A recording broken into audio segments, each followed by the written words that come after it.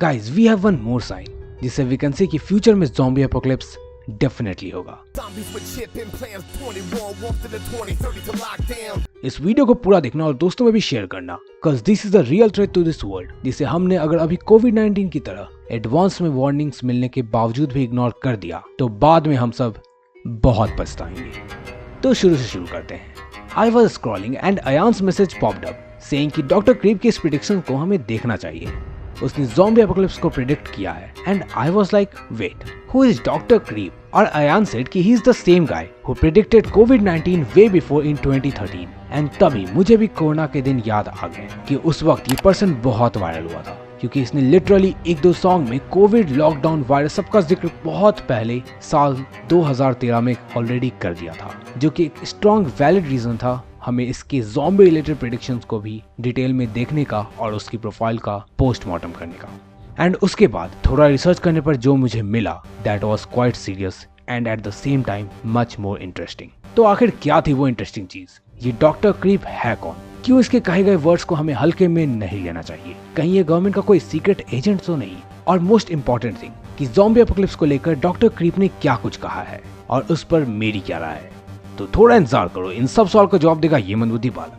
कोविड-19 को हम सब ने देखा, कई लोगों ने अपनी जान गंवा दी और अब एक बार फिर आउट ऑफ नोवेयर अब वापस से चाइना में कोरोना वायरस फैलना शुरू हो चुका है। आप ये ग्राफ देख सकते हो, approximately 40,000 cases in a single day, वो भी वैक्सीन वगैरह लगने के बावजूद। ये कितना हॉरिफाइंग है ये मुझे बताने की जरूरत नहीं। और बिलीव इट और नॉट, ऐसा इस रीजन से भी हो रहा है क्योंकि कोई भी टॉप अथॉरिटी ने पहले से कोविड-19 को लेकर प्रिपरेशन नहीं की थी। अब ऐसा नहीं है कि लोगों को मालूम नहीं था कि ऐसा कुछ होगा, दे वर अवेयर। सिम्पसन्स, नॉस्ट्रेडमस जैसे कई सारे लोगों ने कोविड-19 के बारे में पहले ही चेतावनी दे दी थी और डॉक्टर क्रीप ने तो एग्जैक्ट ईयर भी मेंशन किया था, पर किसी ने भी इसे सीरियसली नहीं लिया। डॉक्टर क्रीप, अगर आप नहीं जानते तो ये वही पहले शख्स हैं जिसने exact year 2020, PPE kit, viruses और भी काफी चीजों के बारे में अपनी म्यूजिक में बात की थी।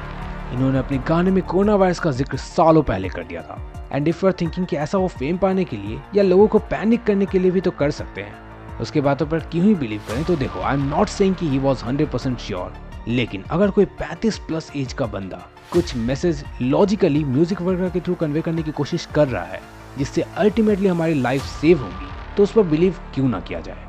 और बिलीव करने में क्या ही दिक्कत है? एंड 2013 में तो यूट्यूब अर्निंग एंड इससे पॉपुलर होने का कोई किसी को ज्यादा ख्याल भी नहीं था, तो उस वक्त कोई फेक वीडियोस क्यों ही बनाएगा? तो according to me doctor Creep is a legend person जो अपने हॉबीज यानी कि म्यूजिक के साथ ऐसे वार्निंग्स और चेतावनियां हमें देते रहते हैं ताकि हम फ्यूचर के लिए प्रिपेयर रहें। हाँ, I am talking about warnings. Doctor Creep से जब शिवाडूस ट्यूब ने पूछा कि ये सॉन्ग्स इंटेंशनली वार्न करने के लिए किए गए हैं तो ही सेड यस। उनके गानों में जो टर्म्स होते हैं वो लोगों को अवेक एंड अवेयर करने के लिए ही होते हैं ताकि लोग समझ सके उन आगे आने वाले मुसीबतों को, और कोई भी सिर्फ गूगल करके इतनी इन्फॉर्मेशन नहीं ले सकता है। सो नाउ आई गेस आप डॉक्टर क्रीप को जान ही गए होंगे। खैर, तो जब कोई इतना कुछ प्रेडिक्ट कर चुका है एंड उसकी बातों पर बिलीव ना करके हमने ऑलरेडी देखा है कि क्या कुछ दुनिया में हो चुका है, तो क्यों ना हम पहले से अलर्ट रहें और जो एक और म्यूजिक वीडियो उन्होंने ज़ॉम्बी से रिलेटेड बनाई है उसे डिकोड करते हैं, जिसका नाम है ज़ॉम्बिफिकेशन ऑफ सोसाइटी।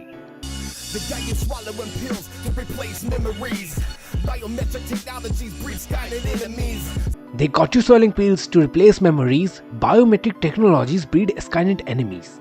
So यहाँ पर दो बातों पर फोकस किया गया है। पहले लाइन में किसी ऐसे पिल्स या ड्रग्स की बात हो रही है जिससे हमारी मेमोरीज रिप्लेस या इरेज हो जाएंगी, कुछ ऐसा जिससे हमसे इमोशन खत्म हो जाएंगे और ज़ॉम्बीज़ लाइक स्टेट में हम पहुंच जाएंगे।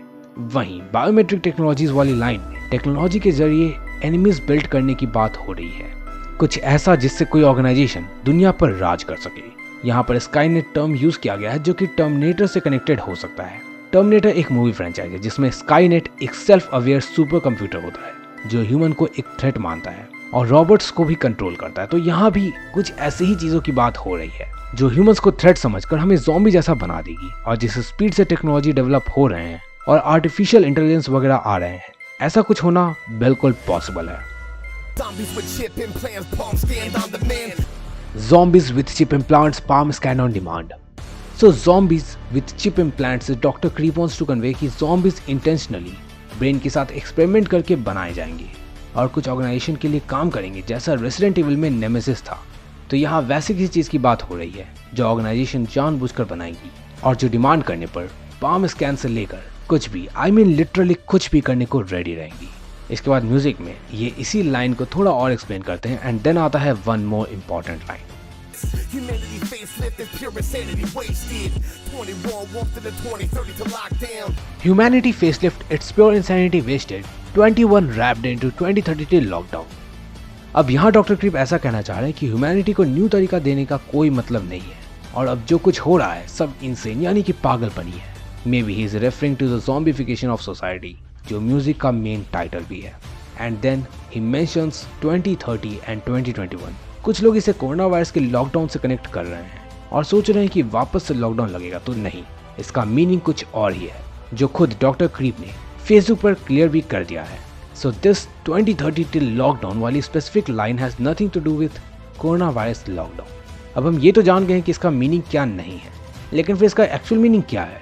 तो यहाँ doctor Creep the new world order के दो एजेंडास, एजेंडा 21 एंड एजेंडा 2030 की बात कर रहे हैं।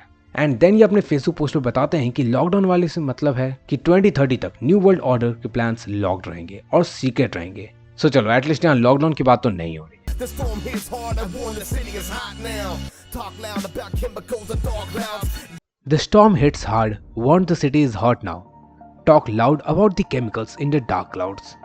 अब यहाँ first line is referring to storm, जो कि सिटी को चेतावनी दे रही है। यहाँ स्टॉर्म, मंदबुद्धि बालक, डॉक्टर क्रीप और बाबा वेंगा जैसे कुछ पर्सनैलिटी हैं जो फ्यूचर में होने वाले डिस्ट्रक्शंस को लेकर आम जनता को चेतावनियाँ दे रहे हैं। Then chemicals in dark cloud मतलब शायद यहाँ केमट्रेल्स की बात हो रही है। केमट्रेल्स पर वीडियो ऑलरेडी बनी हुई है, अगर आप नहीं जानते हो तो डिस्क्रिप्शन या फिर डायरेक्ट मंदबुद्धि बालक केमट्रेल्स सर्च करना और देख लेना। खैर, तो यहाँ हो सकता है कि केमट्रेल्स को रेफर किया जा रहा हो। तो देखो, ये तो सिर्फ पहला वर्स था एंड अल्टीमेटली डॉक्टर क्रीप ने इसमें ही काफी कुछ सीक्रेट रिवील कर दिया जो कि उन्हें लगता है कि फ्यूचर में डेफिनेटली होगी। एंड इसमें ज़ॉम्बीज का मेंशन भी था। एंड आई डोंट वांट कि वीडियो बहुत ज़्यादा लंबी हो जाए, सो यहाँ तक देख लिया हो और चाहते हो कि सेकंड वर्स की वीडियो भी जल्द ही आए तो वीडियो लाइक करके कमेंट में ज़ॉम्बी इज कमिंग लिख देना। और ज़ॉम्बी वॉरियर्स अपने दोस्तों को भी इस बारे में अवेयर करो ताकि वो भी अपनी तैयारी जल्द से जल्द शुरू कर सके।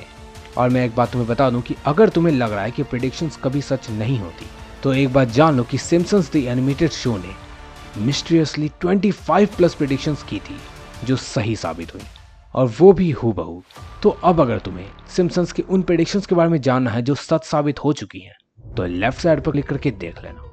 और अगर आप अभी भी उनमें से हो जिन्हें ज़ॉम्बी एपोकलिप्स होने पर बिलीव नहीं है या आप जानना चाहते हो कि क्यों ज़ॉम्बी एपोकलिप्स होना वाकई में पॉसिबल है, तो वीडियो ऑलरेडी बनी हुई है, राइट साइड वाली वीडियो पर क्लिक करके देख लेना कि क्यों आखिर ज़ॉम्बी एपोकलिप्स होना बिल्कुल पॉसिबल है और हमें उसके लिए पहले से प्रिपेयर्ड होना चाहिए। बाय।